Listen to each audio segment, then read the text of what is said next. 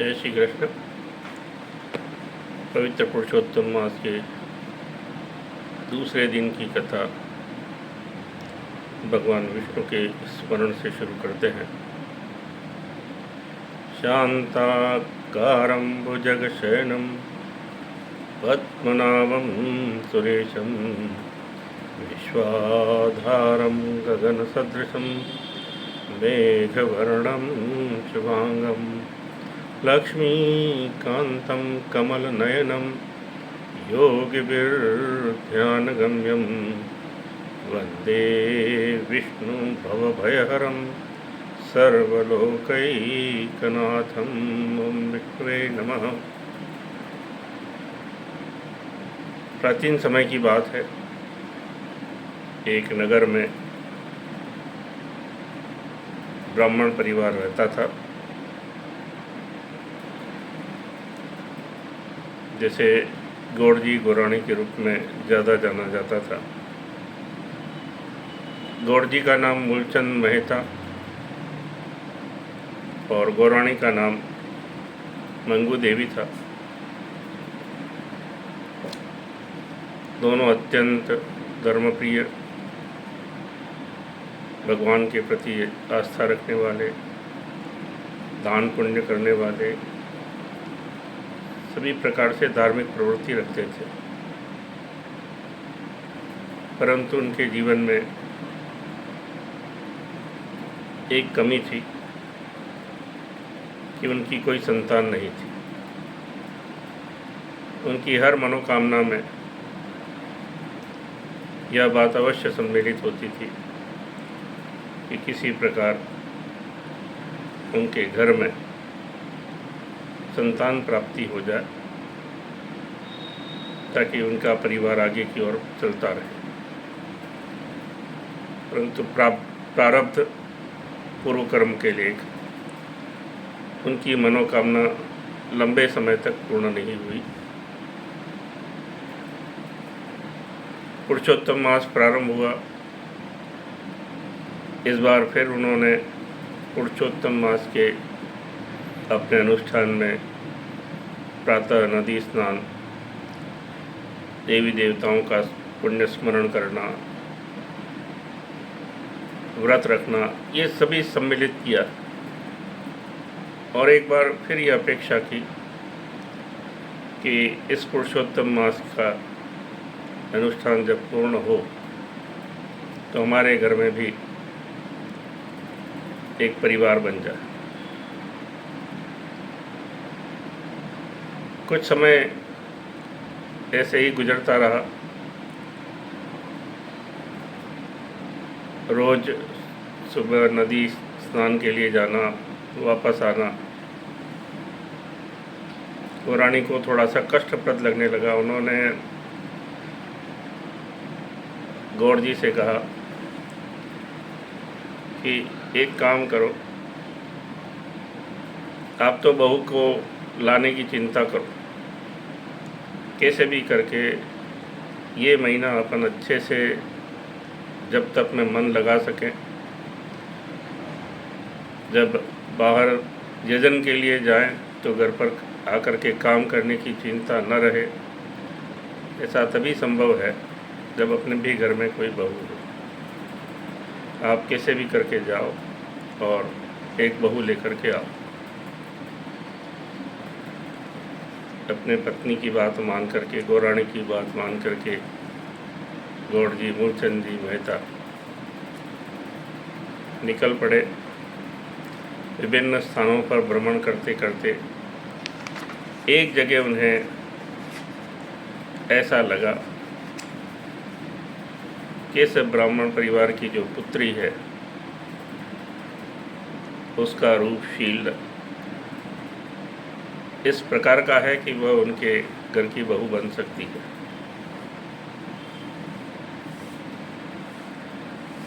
रात को जब खाना वगैरह हो गया,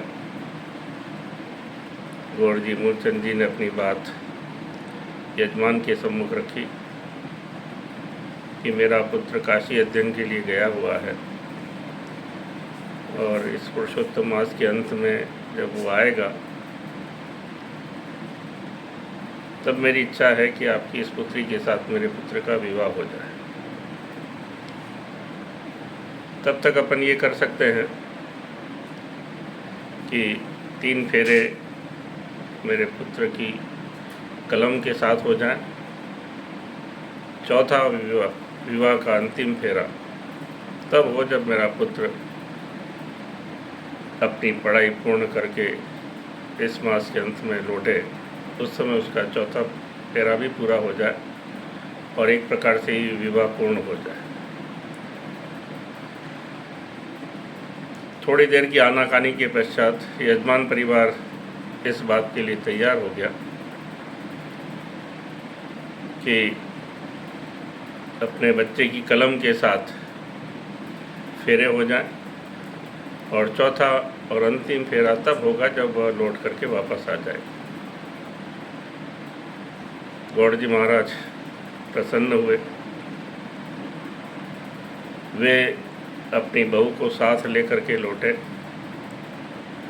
और सामान्य रूप से ये मान लिया गया कि उनके परिवार में बहू आ गई। परिवार में एक प्रकार से आनंद छा गया। गौराणी की जो इच्छा थी वह पूर्ण हो गई। एक दिन जब गौड़ जी और गौराणी यजन के लिए बाहर गए हुए थे तो बहू ने ये पाया कि खाना तो आज तैयार करना है, लेकिन घर के चूल्हे में आग नहीं। हम सब जानते हैं पुराने समय में होली से अग्नि लेकर के लाया जाता था और उस अग्नि से ही साल भर चूल्हा जलाया जाता था। अग्नि को इस प्रकार से बचाए करके रखा जाता था कि अगले दिन उसे ही प्रज्वलित करके उपयोग में लिया जाता। बहू पड़ोस में गई और पड़ोस में जा कर के उसने अपने चूल्हे के लिए आग मांगी। पड़ोसन ने पूछा कि तुम कौन हो? तो उसने बताया कि मैं अभी गौड़ जी गौराणी की यहाँ बहू बन करके आई हूँ। पड़ोसी ने बहुत आश्चर्य व्यक्त किया कि उनके तो कोई संतान ही नहीं है, तुम बहू बन करके कैसे आ गई?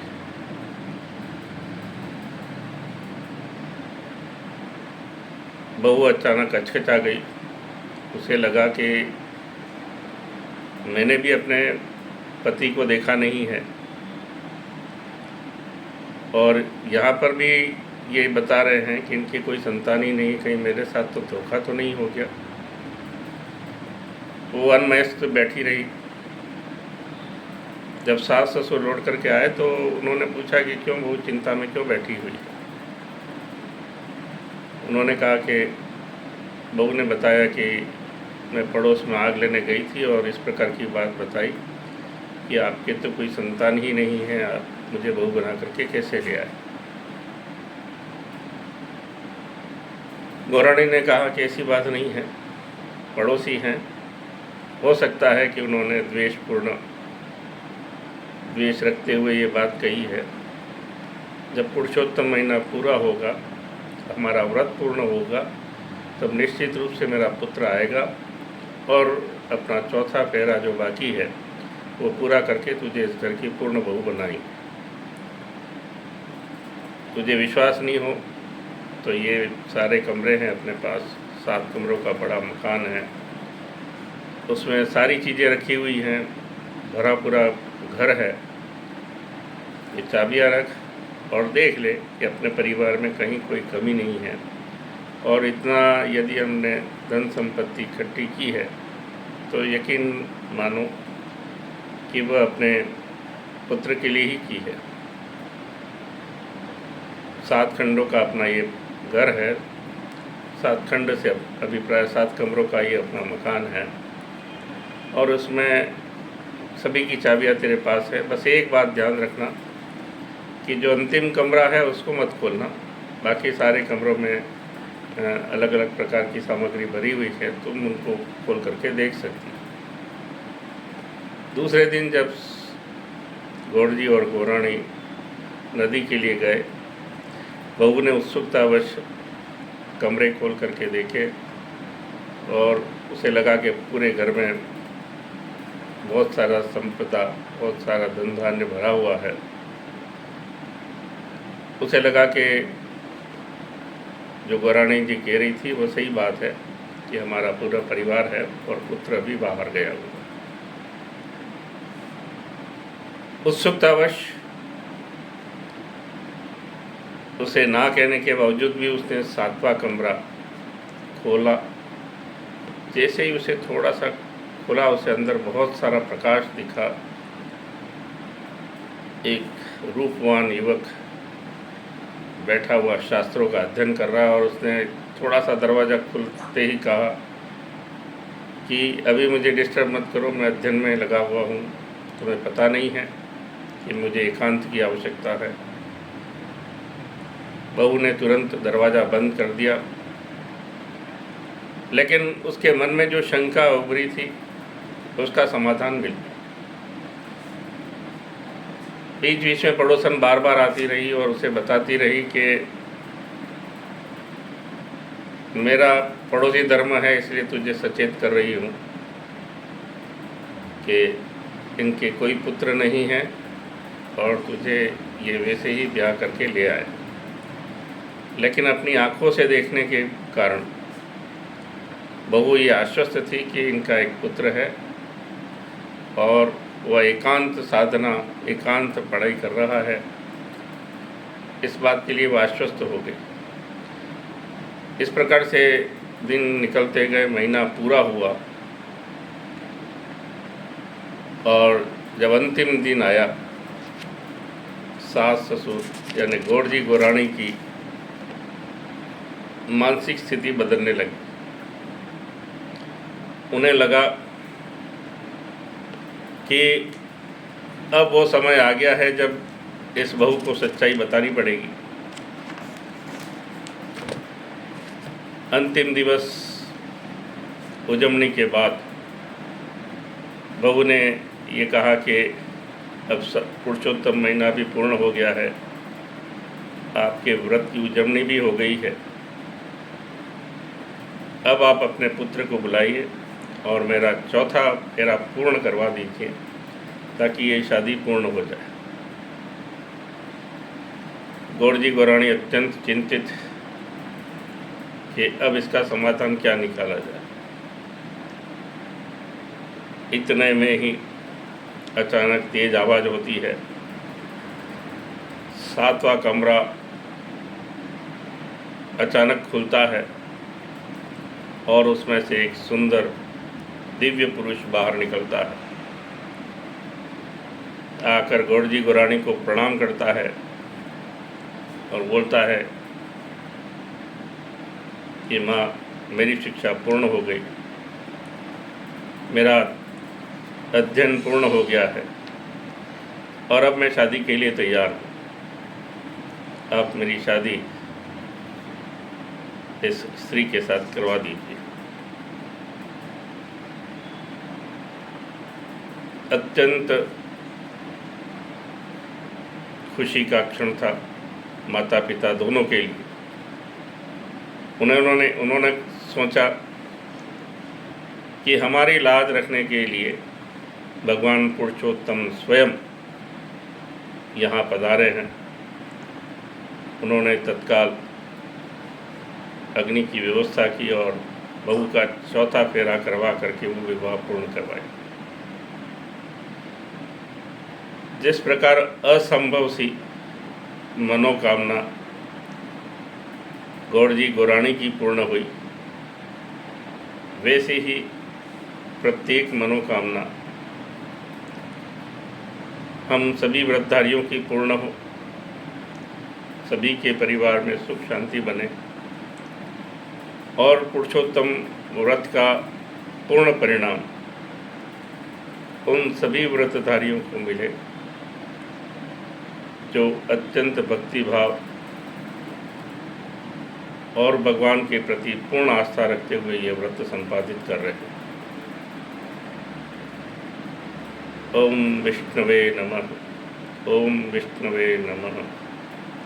ओम विष्णवे नमः। आज दूसरे दिन की कथा को हम यहीं पूरा विराम देते हैं।